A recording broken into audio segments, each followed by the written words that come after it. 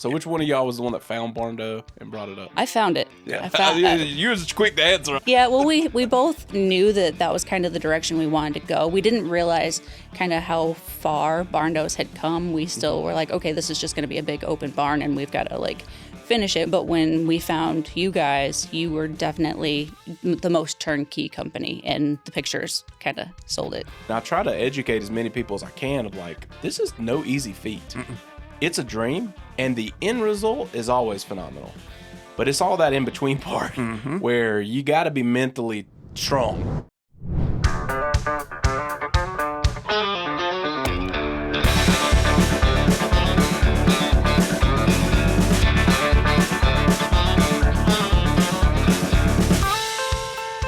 What's up, everybody, and welcome to the Barndo Show. I have some very special guests and clients with me today. So you guys just take a second to introduce yourself and tell everybody who you are.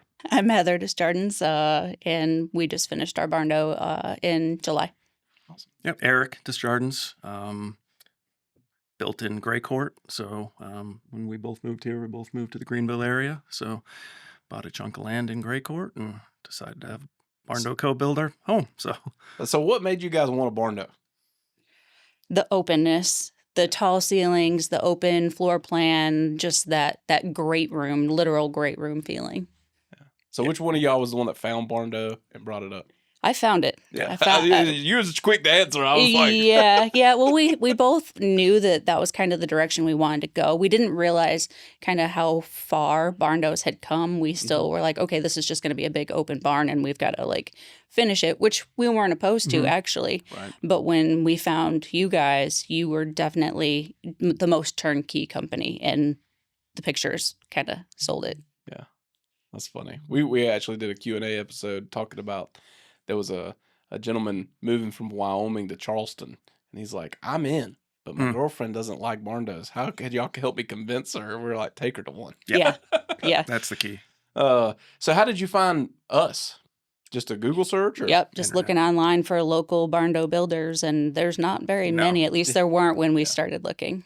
Yeah, there was a couple, and one's not in business anymore, and you guys came highly recommended. And it was the website and a lot of pictures, and you have a lot of information on the build and the process. So you're able to go on your website and there's a lot of information, we're able to scroll through all the different finished Barndos that you have and pick and choose what we were looking for as far as the style goes. We built custom, but we kind of pulled a map from the Willow plan. So that was one Needed of the some good tweaks, parts. but so if I could recommend anything, it's go custom if you have any doubt on any of the floor plans, because that process for us was amazing. No issues, like listened, got exactly what we were looking for.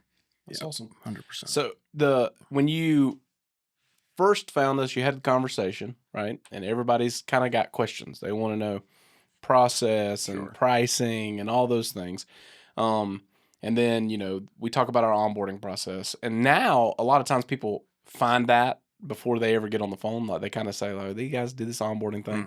And so a lot of people come to the call kind of prepared for that conversation. What about you guys? Was it like, y'all knew about onboarding prior to? Yeah, we had seen that, I think, online. We'd seen the whole onboarding, process. So we kind of knew what to expect with that. So that was a breeze. Drug our feet for a while. We did. From the time that we first made contact and got all the information till the time we were like, yeah, let's go. It was about a year, I think. Yeah, we waited a little long. She was patient with us. Yeah. No, well, I mean, it's one of those things where we tell people, like, you got to be ready, because when you get in there, if you're not fully committed, it takes longer than it needs to, and then things happen, right? Like prices are changing and things are it's never ending, and we're not in control of any of that. Right. And so it's one of those things, like we tell people, hey, when you onboard and you're ready to go, be ready to go, because it's the faster we move, the more efficient this gets, because now we've got lenders involved, and like they're going to hold this only for a certain period of time, and we've got a deadline. So you got onboarded, you went through the design, you did custom, which is absolutely the most challenging thing you can do, because you got to take something from your brain, get it on paper, make it fit budget. Yeah. And then you've got to go in there and add all the selections and do different things. And sometimes you're designing and you design a kitchen, and then you realize that's a $180,000 kitchen. Right? Sure. We got to do some adjusting here. We got to shrink that down just a little bit. Yeah. So then you guys are newer clients, so you guys got to come into a showroom and kind of see some of the selections and stuff. And what was that process like, and on the front end, getting to a contract? In terms of like, what did you feel like was like very beneficial by going through the onboarding, because you didn't have to like really commit to something until it was exactly what you were looking for? And then what was some parts of that were really challenging for you guys? Well, I mean, coming into it, really beneficial to have your selections on what you're going to install kind of honed down to 2 or 3 levels. 1, 2, or 3 levels. 3 levels, Giving you the option to spend your money where you want to spend your money. Upgrading to level 2 on, say, flooring. Now, you guys offer all level 1, so if somebody wants to come in and you're spending whatever it is per square foot across the board, that's okay, but you guys give updates for, countertops and colors and flooring and carpet and different things like that. That's super beneficial, because the options are awesome. And you're not giving, at least when we went through, you're not giving too many options, because that can be a problem with someone like me who's got 50 things to choose from. No, you've got 15 things to choose from. Let's kind of hone in on that, So that was a great part of it. Yeah. As far as the challenging part of it, what do you think? The process was pretty easy. Yeah, the process was great. I think knowing the pricing for all of the different things coming into it too, so we knew where we could say this is where we want to spend our money, and they were great about that. It's like, okay, we wanted the big open feel, but we didn't want a lot of square footage. So we were very honest about that. Like, this is the plan we want. Don't care about the bedrooms. If I spend too much time in the laundry room, I'm gonna be mad. So don't focus on that kind of thing. And knowing how much per square foot for finished, for covered, for garage, and being able to build off that. So that transparency was really nice for me. How about grading? Was there any shock and awe in that? There was. Yeah, absolutely. That typically is where it is, because we have a really good understanding of what the verticals are, right? Mm-hmm. And then you have your dirt, and then we have to solve together, how do we get this ready to be built on? Yep. And sometimes it's not very hard at all. It's like, hey, it wasn't that bad. Sometimes it's like, as a homeowner, you're like, oh, had no idea. So what was that experience like for you guys, and kind of like, in terms of where you thought you would be and then what it was? And because it's probably the number one thing that people get in the system and then they end up not building, because they maybe didn't hear that advice of like, hey, we need to be conscious of dirt coming into this, because it can make or break a budget here. And we do a lot of things as the process. We're always fine tuning. So some of the things we do now, we might not even done when you came through. In terms of getting dirt and understanding those costs and trying to allocate some funds for that on the front end, because people, will go in there and they'll do what you said, right? Oh, I like that level 3 this and level 2 this, and then dirt comes back and they're like, oh, we can't build. Right. Yeah. Like, no, we can. We just got to take something away.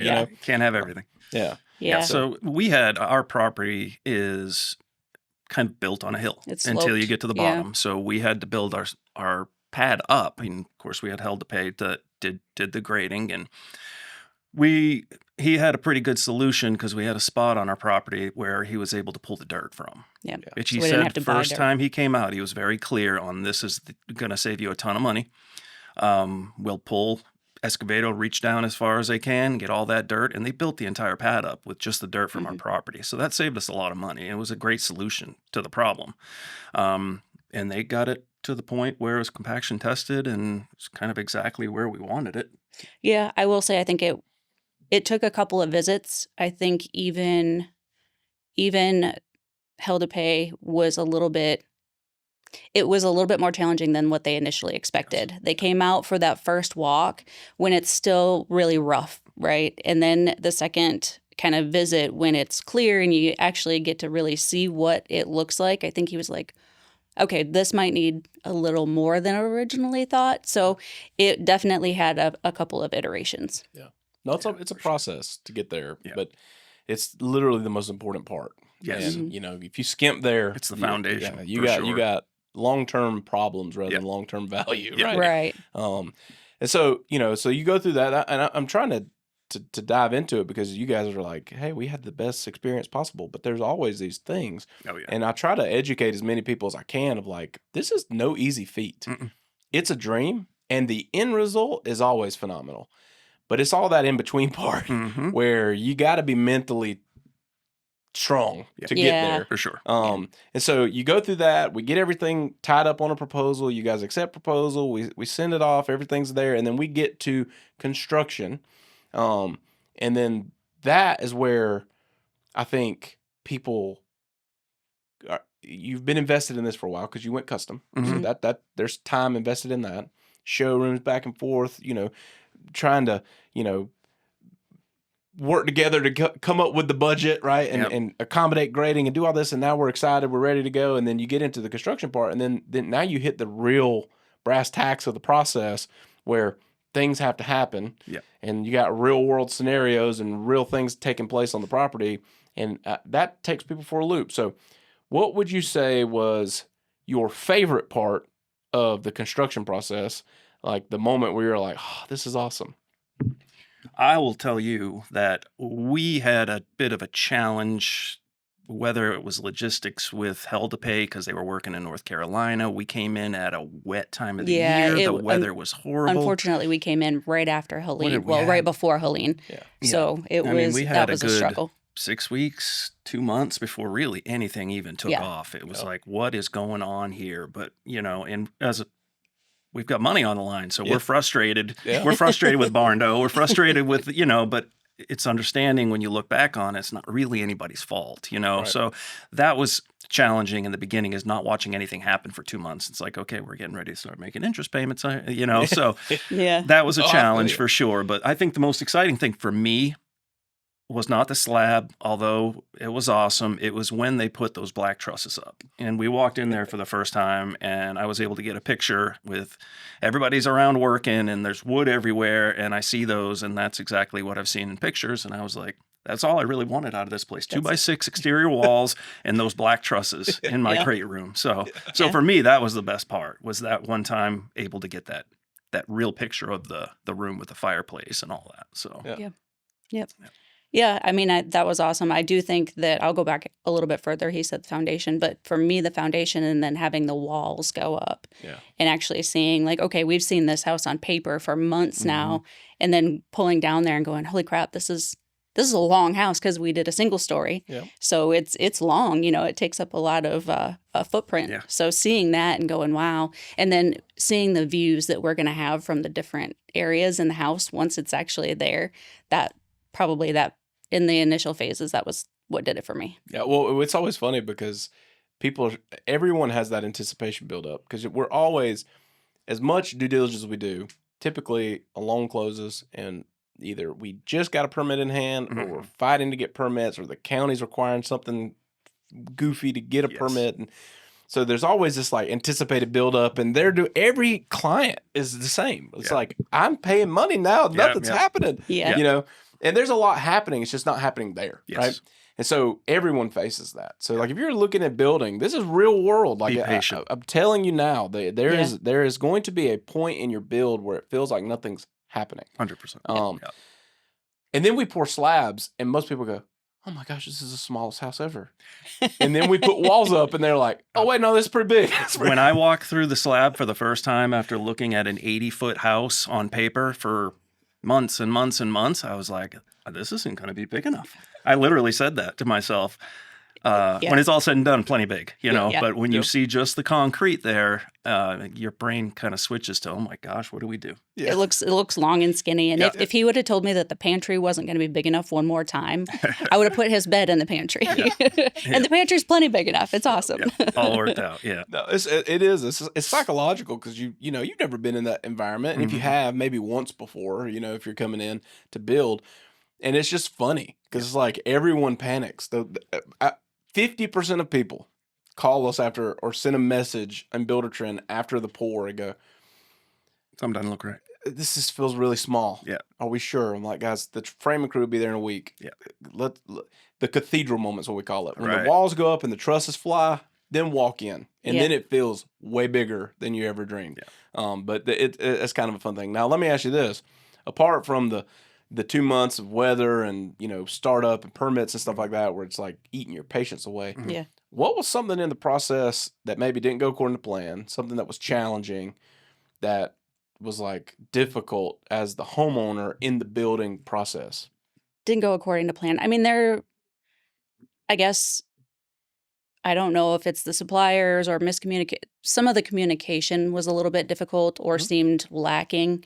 And it's not just like from us to the project manager or through Barndo or whatever it was, but some wrong materials would show up, and then the same wrong materials would show up again. And so just kind of and lucky for us, not so lucky for Dan, we had chickens out there. So we were out there every other day. So we saw everything that was going on. So that's a catch-22. That's a good thing and a bad thing. So I think that visibility that we had sometimes hurt our patience and our stress levels a little bit too, because we did see it all.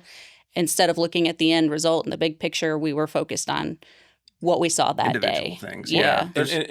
And some of the stuff, sometimes things go awry, right? You got material issues and things like that. like those are just human errors that they pop up at different phases for different people, because humans are involved in all of it. Absolutely. The other side of it is in construction, it's kind of like baking a cake. It doesn't look like cake until it's out of the oven, assembled and iced. But it feels like in construction, you go forward and then go backwards. Yes. Yep. And homeowners are like, oh my gosh.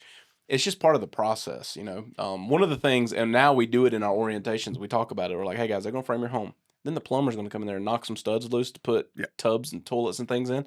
You don't have to call us and tell us.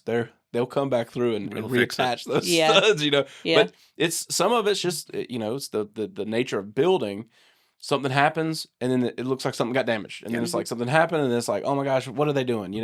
And then the mud and the dirt, and there's things, and it's like it looks bad. It's part of the process until it's a cake. Yeah, we were. I mean, recommendations for anybody building, whether it's with Barndo Co or another builder, is we were diligent. I was a builder for 12 years, so I was able to kind of step into things and maybe see something that's wrong. Not saying it wouldn't have been caught and taken care of down the road, but we were out there all the time, so we were able to catch things maybe before it got 2 months down the road, and it's like, oh, we got to pull siding off to change these light fixtures and all this. And so we kept lists. We didn't hound anybody. We were very fair on our text messages. No, it's one of those things where the better you are in partners, the better the experience is for everyone. We don't mind. Like the diligent piece, we prefer it.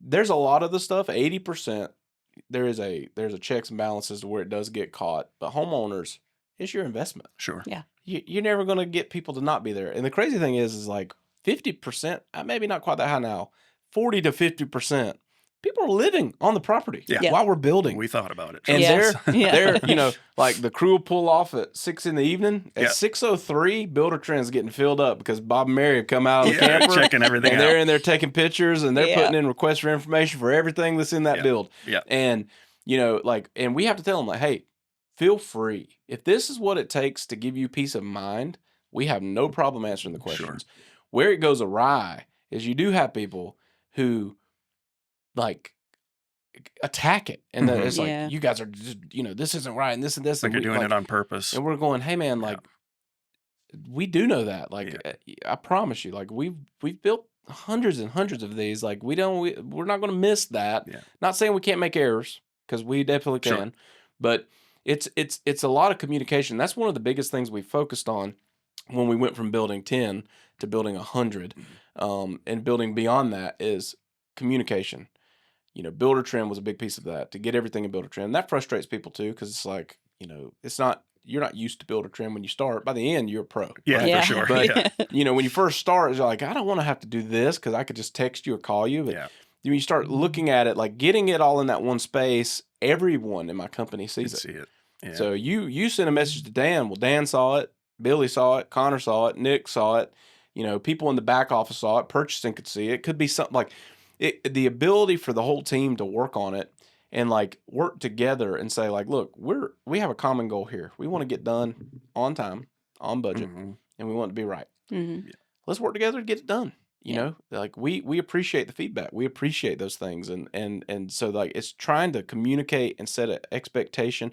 You know, we didn't talk about this, but like before you started construction, you came in for pre-construction meeting, right? Mhm. RSB. You sit down Yep. and Yep. you meet Dan for the first time, Yep. and Yeah. you kind of go through that, and then they go through this checklist of things with you and have you initial 4,000 boxes Yep. of Yep. like. The reason for that is simply so you have a roadmap that tells you kind of what our internal roadmap is, so you're on the same page, Yeah. Mhm. right? Because and people don't always go back to it, right? Like they see something, they immediately want to go to build Right. trend, but like it's like, yeah, look back on that document you see here. You're going to get to walk through before we put drywall up. We're Yep. going to do Yeah. a pre-drywall inspection with Right. you. It's going to be fine. The Barndo Show is sponsored by the Southern Farmhouse Collection by the Barndo Co. If you are in the market for a new home, and maybe you've explored the barndominium side, but you need more space for your dollar, and you're limited by budget, check out the Southern Farmhouse Collection. What we've done is took a traditional build style, applied it to all the tried and true and loved and cherished Barndo Co plans. You can check out more details about the SFH Southern Farmhouse Collection at thebarndoco.com. You know, you talked about material delays and you know some communication there and things like that. These are that's all human elements. Anything else that you felt like maybe you weren't prepared for? You said you've been in construction, so it's Mhm. like you probably had a cutting edge advantage over some people. But Sure. you know, being in that moment, you've invested you know a substantial amount of money into your dream home. And it's taking a long time, and there's Mhm. things going on. What was a moment where you felt like you know you did not anticipate that stress or that moment or something that went wrong that just felt like, oh, this whole thing's unraveling? What was that moment for you guys? Because everybody has one. I don't know if we had anything terribly drastic that Right. stands out. Now if you take all the little stuff that, Yeah. I'm walking around and, we're seeing a crack in the concrete slab, Right. but it was explained to us, and I kind of knew this. You're going to have some settling. It's going to happen. There's going to be flooring put over it, closet doors not framed and done right, just nothing We really didn't have major a outside of single big thing, the you grading. know? Right. Just on the fact that our land was so messed up, Yeah. so messed up that Yeah. we couldn't see, a solution to the problem. We couldn't to see the have, cake. we wanted flat ground, Yeah. and we knew it was gonna take a lot to get there. And so that was one thing for us, and that's nobody's fault but us for buying the land, Yeah. Right. And we love the property. It's just where that specific house was. We wanted it right in the middle so we could have hunting down bottom and be away from the road.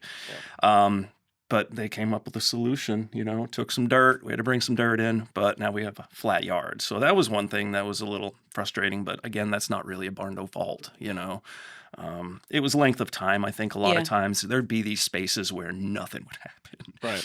And we're living in a 1-bedroom apartment, so we can't see the end of it. And Yeah. then there's a 1-week period where it feels like 3 weeks went by. So much So went much up, got done. Yeah. Yeah. So that's Yeah. just kind of the process of Yeah. building, I don't Mhm. think there was ever an unraveling. It's just it was the lulls that I think advice is you just have to be prepared for that. To anybody that's building, whether any kind of house, is be prepared for the lulls. Have patience. Yeah, Sometimes it's hard. Yeah. for sure. That's what I tell people. Like, if you have a 6-month timeline and it's really 3 30-day sprints of work being done Mhm. and 3 30-day gaps in between, Yeah, it's still 6 months. It just feels like an eternity. It does. it does. You know, For sure. and so it's a lot of it's, you know, scheduling. A lot Mhm. of it's, you know, doing this and that little thing Yeah. has to be taken care of, and these guys got to get back to that little thing, and it's just scheduling is the biggest piece, and we try to keep that updated in Builder Trend. We try to keep it as Mhm. as current as you possibly can, considering you know weather delays and all these Yep. other things, Right. anomalies that come along. But talk about move-in day. So you get to the end, you have your move-in day, and you get all your furniture. We won't talk about furniture because that's also horrible. But Yeah. you get moved in, right? And Yeah. you spend that first night there. What was your favorite part once it was all built and like your home now? Like, what's your favorite part of the house you designed? For me, it's where we spend all our time. It was finally cooking in that awesome kitchen. taking advantage of the pot filler and all the cool stuff that we designed, and then sitting in our living room with those big tall ceilings. For me, that was it. Master bedroom's okay. Master bathroom's pretty cool. It's a nice tile shower. Big tub, yeah. Yeah, huge tub, huge closet. It was the first night was just being in that space. That was the place that we'd been walking in and out of for 6-7 months. That, we were like, where's the furniture going to go? We'd been in and out so many times, we knew where everything was going to go. So once it was all settled and done, that was the first night was just it was the first deep breath that I took and felt like I had room to do it.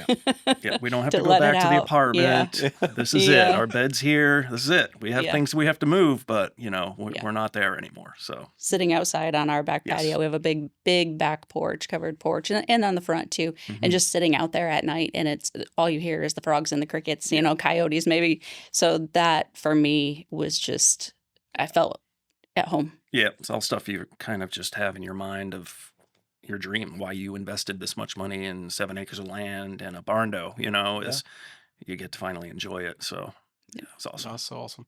What would, from your perspective, what advice would you give someone who's having a conversation about to onboard? You said go custom, right? But what apart from that, what other advice would you give someone that was just getting started? Keep in mind the big picture. If you think you needed patience with small children, you got to have even more when you're building a house.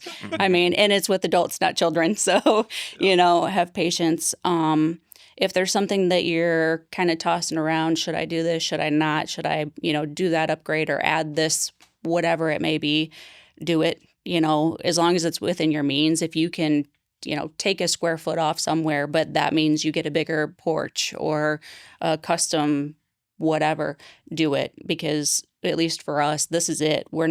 I'm not doing this again, and that was the plan, so don't have regrets. When you're going to do something like this and jump into a project like this, just go for it. Don't have regrets. That's good. For sure. Yeah. Like I mentioned before, patience is a big thing. Absolutely. You just got to trust you have to trust in the process, whether it's with you guys or another builder, they're in it for a reason. They know what they're doing. It takes time. So the patience and pay attention, have due diligence, really kind of watch what's going on. I know Barndo doesn't want people up in their business walking through telling subs what to do. That is definitely not what it is, but take a walk through every few days. Catch things ahead of time. Don't hound your project manager, but certainly keep a list of stuff. I would say that it's going to make you feel better. Yeah. And it'll help any of your project managers. Hey, here's a list. I'd like to, you put it in Builder Trend and let them know this is what we see. They'll either address it then or let you know that this is going to work. We've got 2 or 3 weeks. We'll take care of that type of thing. So, and they like that because when they understand your preference and they understand the things that you care about, they are attentive to it. Sure. If they don't know that, then it's different, and everyone's different. And I know they're busy too because they're 5 to 7 houses that they're kind of keeping track of, and it's understandable that you want to be patient with them too. That's going to be another big thing. I think by the end, Dan definitely knew where our sensitive areas were. Like, don't mess with my kitchen, don't mess with my this, and so he really focused on those things. Everyone's different, right? And they have their system to get it. But if they know something's very urgent to you, and if you're providing a list of things, it gives him something very like something that maybe would have been caught in the next 2 weeks. He could just go ahead and get it done today, and he's like, now look at the smiles on their faces, right? Because you're there and it's driving you insane, and you don't know the back end, you don't know the process, you don't know when they're intending to fix that, so they love it. I tell all of them, like, the better you can lean in and understand them and understand, what makes them unique and what they really care about and what maybe they don't care about, like, the better experience they have and the better experience you're going to have because everyone's got a different set of perspectives, right? Like, if you were to start over, what's one thing you would do differently? I'm bored sooner. Get it when the price per square foot was a little bit lower a year prior. That would have been one of the things for sure. But but to do something differently, I'm pretty happy with all the choices that we made. I definitely going custom. At that point, they were kind of testing out a fast track version of the design. And we had some late nights, some long sessions, but it went really well. We had our plans in what, two weeks? I think 2 weeks, fully custom and done. Yeah. So I don't know what I would do differently. We thought long and hard about this Barndo. Yeah, so like we said, not really a lot that we would change as far as. Yeah. Well, on that note, what's something that you did custom to yours that you would highly recommend someone else to do? Just focus on the areas that are most important to you. For us, it was the kitchen and the big open living area and the outside space. So focus on that. If bedroom size and bathroom size and closet size isn't important to you, let it go. Just, build a box, put a bed in it, and you're good if you're happy with that. So our back porch was something that was we designed it on the first phase, and I was looking at it one day and I was like, why don't we just extend that thing over another 10 feet? 10 feet. Yeah. I'm like, let's get it in between that other back window. So, because we had it just kind of over the kitchen window and the slider. That was it. And I just thought we wasted so much space there. But it was a quick phone call or a quick email to them, and they changed it like that. And they were able to adjust the price on it a little bit by shrinking our front porch down a little bit. So they knew what we like wanted. 6 inches, and that kind of paid off. So just be open and fully transparent with. Put it all out there. Be vulnerable, I guess. Make sure you have enough of outside space for sure. Yeah. That was our big thing, is the big porch with so we can build a kitchen and have seating space. So but like we said, we took our time. It took us a year from the first contact to really dig through everything and make some decisions and know what was important for us. So I say on board sooner, but at the same time, I think maybe that's why we don't have any of those. This is where we felt like it was going to unravel, because we kind of knew what we were getting into.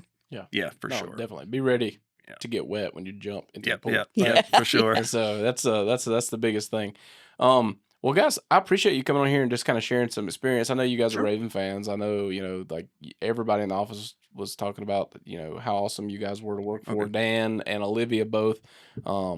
And the house turned out beautiful. Yeah. We're super happy. I haven't got to meet you guys until today. Yeah. So it's always fun for me, right? Sure. And it's an unbiased way for me to get feedback in a public forum of what was good, what was bad, what needs improvement. And, I still stick by the fact that we are not for everyone. But if you want to do this, our process is the best in the industry to determine either you're going to build or you're not. But the process is designed so fluid to where you don't get into a commitment of something without fully knowing that it's affordable and what everything is. So when you get to the end result, you guys moved into exactly what you signed a contract for. Regardless of what happened between point A and point B, you got what you paid for, and things kind of stayed in that realm versus trying to figure it out every step of the game. That's insanity to me. So the onboarding process for me is it's a flip of a coin. There's a lot of people that bark about it online. They can't stand it, but we know ultimately we've got to determine, are you the right client? Are we the right builder? Is this the most feasible option for you and your family? Is it a fit? Yeah. Our goal is not to build thousands and thousands just for the sake of building thousands and thousands. We literally want to be able to give people exactly what they're looking for. And when they leave, they go, this was a great investment. Yeah. This was this was the right fit. And we did our job or due diligence to make sure of that before we ever exchanged real money. Yeah, for sure. And so again, thank you so much for coming on the show, sharing this. This is going to help a lot of people. Every time I do one of these, we have a ton of people that come in and say, hey, I watched that episode, and they hit the nail on the head. We were feeling insecure. We had some questions about this one thing, and like hearing it from their perspective, put it in line with us for us to, come on board. And I'm sure some people probably watch it and go, that's what I was afraid of. Yeah. Right? And then they never follow back up. Sure. Yeah. So again, thank you so much. Your house is beautiful. Awesome. And we'll be sure to cut up some pictures of it and show it throughout this episode. Sounds good. But, anyway, okay. thanks for doing the show. Thank you. Thank you. Appreciate it.